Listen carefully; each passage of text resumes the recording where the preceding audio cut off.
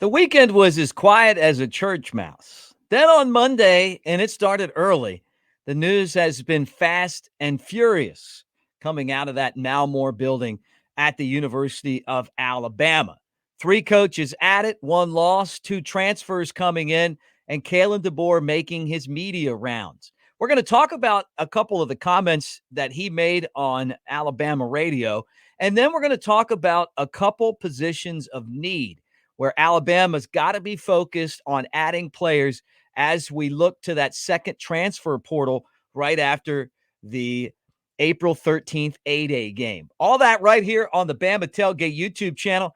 Make sure that you guys join what we're doing, and a lot of you have. We're closing in on 5,000 subscribers, and we can't thank you enough. Make sure that you like and subscribe. Give us a thumbs up. That's a way of saying roll tide, and let's get this party started.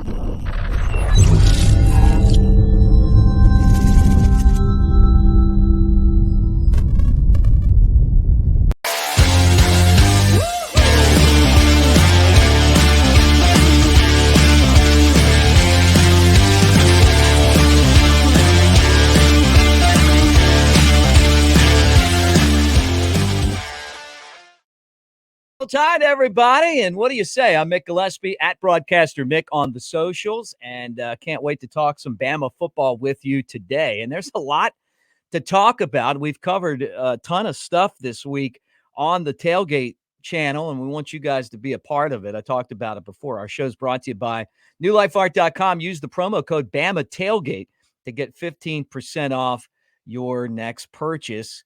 And you can pimp out your man cave like we've done with the studio here. So I mentioned it before. Nothing happened over the weekend.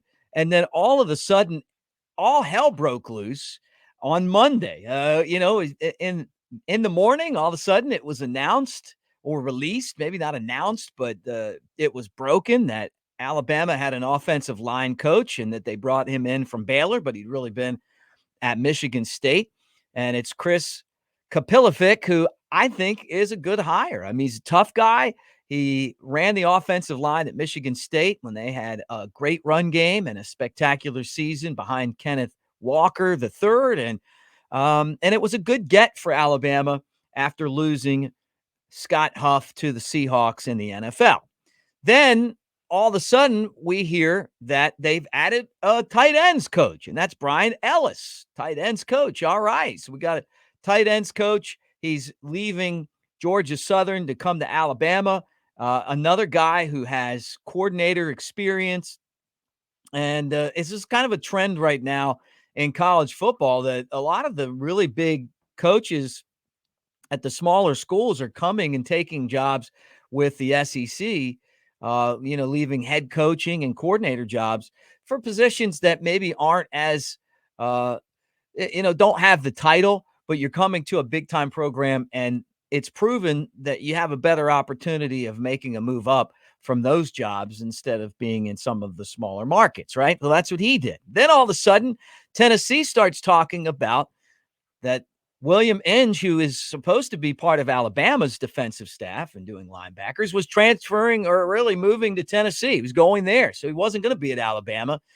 And the thing that I talked about a lot that has kind of worried me about this staff is that I feel like they've got to continue to have those SEC guys. Well, they went out and got that with Christian Robinson, who's going to be the outside linebackers coach, but it'll be his sixth SEC program that he's been a part of. So 1, 2, 3, 4, 5, more than a handful, half dozen with Alabama now and Robinson, the linebackers coach. If that wasn't enough for you though, the craziness continued when all of a sudden late on, Monday night, Keon Sabb transferring from Michigan, where he was supposed to be a starter and one of the key players that they had in their secondary, and coming to Alabama, safety with experience in a position of need for Alabama. And I'm going to talk about that on the video because I think that the two positions in need the most, in my opinion, for Alabama right now,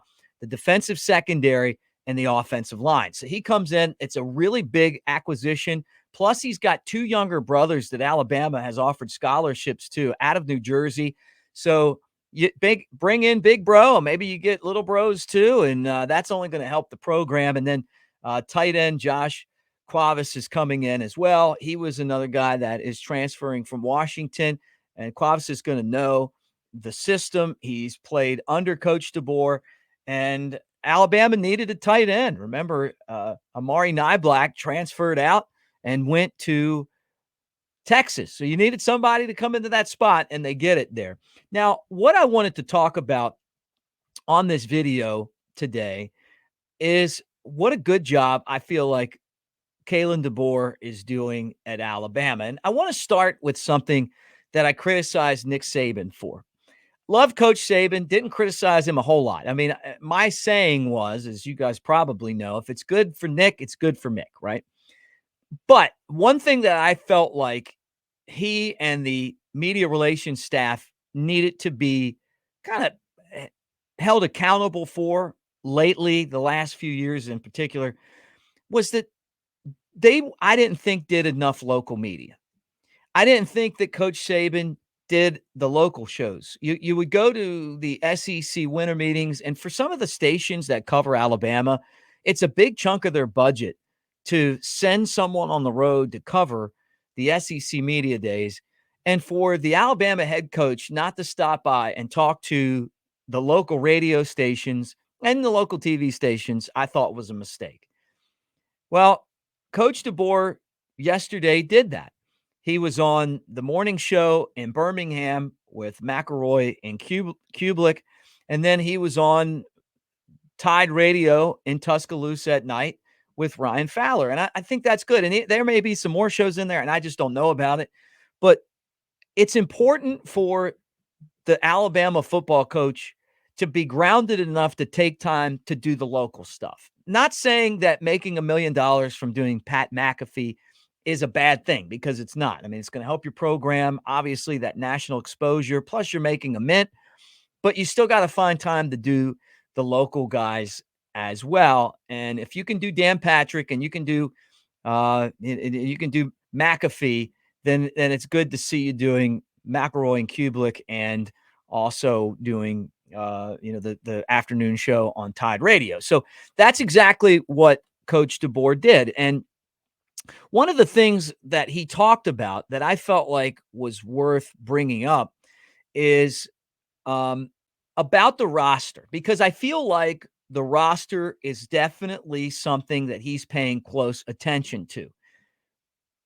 Came in, obviously, players were getting bought left and right, left the program. Texas snatched up some guys, Florida State, Georgia, Ole Miss, Auburn, Ohio State got Caleb Downs, and he was just trying to get things under control, and finally did so. Had about 11 or 12 of the rockiest days Alabama's had since Shula, and then got it figured out. And he's just progressively gotten better ever since. But this is what he had to say on the Jocks Morning Show. He said, "We do have a couple of spots, and you naturally just kind of keep your eyes and ears open for what those are going to be." He went on to say, "And we've got to go through our spring ball and continue to evaluate our team. I think there's some good young players that will step up and do a great job, but we do have a couple extra scholarships." All right. So a couple extra scholarships. In this day and age of college football, you always have a couple extra scholarships. Maybe there's more than a couple extra scholarships for Alabama, but I wonder what they're going to target. And to me, the biggest positions of need right now, one of them was addressed this week with Sab, and they've got to continue to do that, though, when you look at secondary players, cornerbacks, safeties.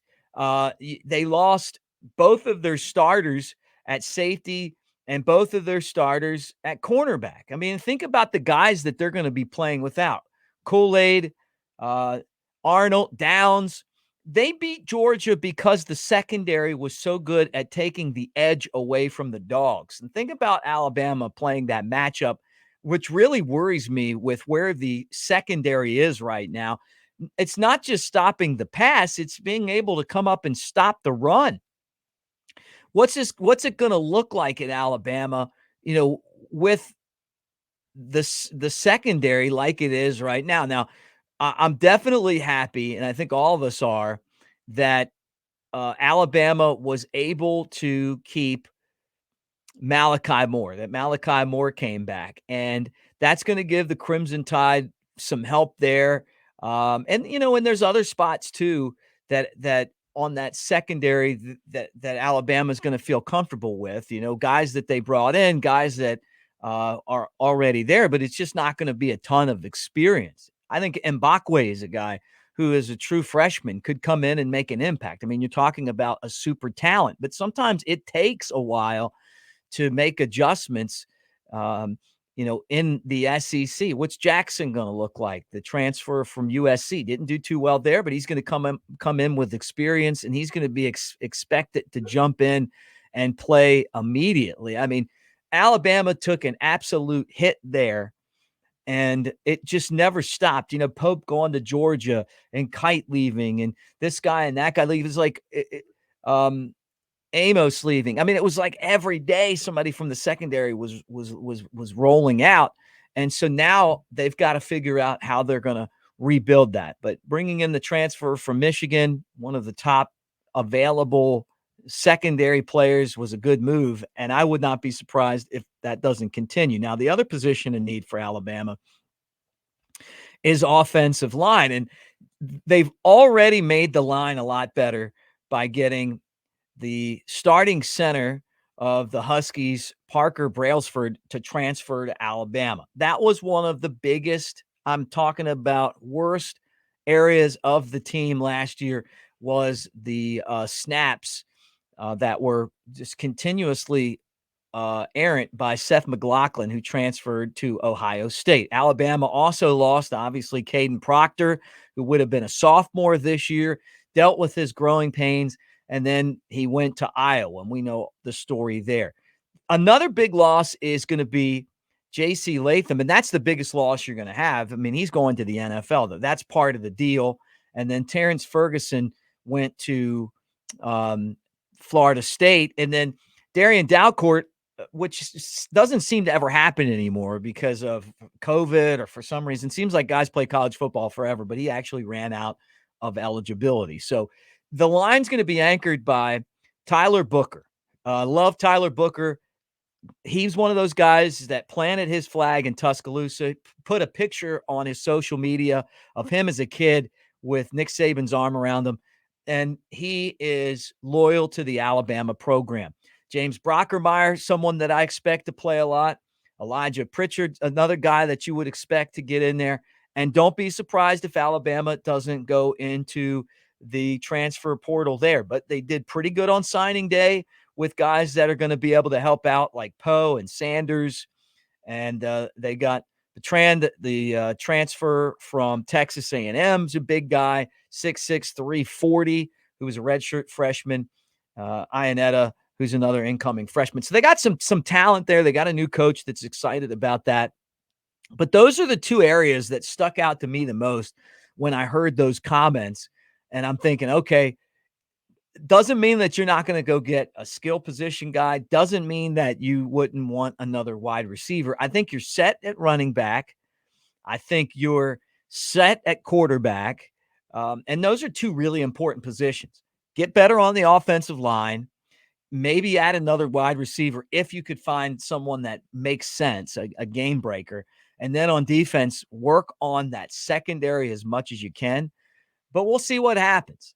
I just love the fact that he's been such a great guy, gracious with his time, and embracing the job of replacing the greatest coach of all time. So I think Kalen DeBoer continues to impress all of us in the way that he has taken over the program in a short amount of time. All right, guys, you tell me what you think in the comments section. Love talking to you about Alabama football.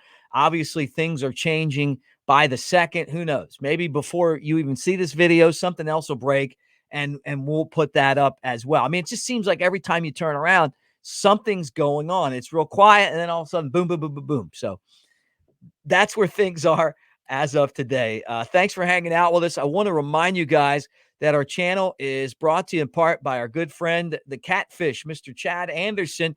Find out for yourself if you're in the business for a mortgage, He's helped over 10,000 families get mortgages, even some people here on our channel. He's a guy that did mine for me. And I mean that I couldn't have done it without him. He's an investment consultant and Airbnb expert, chadwickanderson.com. But I'll tell you this too about him. And I mean this. When I went out on my own and I was put in a spot during COVID where I had to do this myself, I called him up and he helped me lay out a strategy for doing the Tailgate show on radio without the overhang of a station, because we do that, but we do that here and then outsource it. Before it was just show up, do the show, and somebody else did all the work. And then we did the actual talent stuff. Now we do it all. But he's the guy that laid the game plan out for me on that. And it was a great game plan. He's a really smart guy. So take that for what it is. You get in the mortgage game as you call people. I promise you, call him up. He's a really smart guy. And we don't call him catfish because he's sneaky. We call him catfish because his dad called everyone catfish when he was winning $50,000 at the casino down in Biloxi before Alabama lost to LSU, which Shula was coaching. That's how far we go back. Thanks for hanging out, guys. We'll talk to you again soon. And roll time.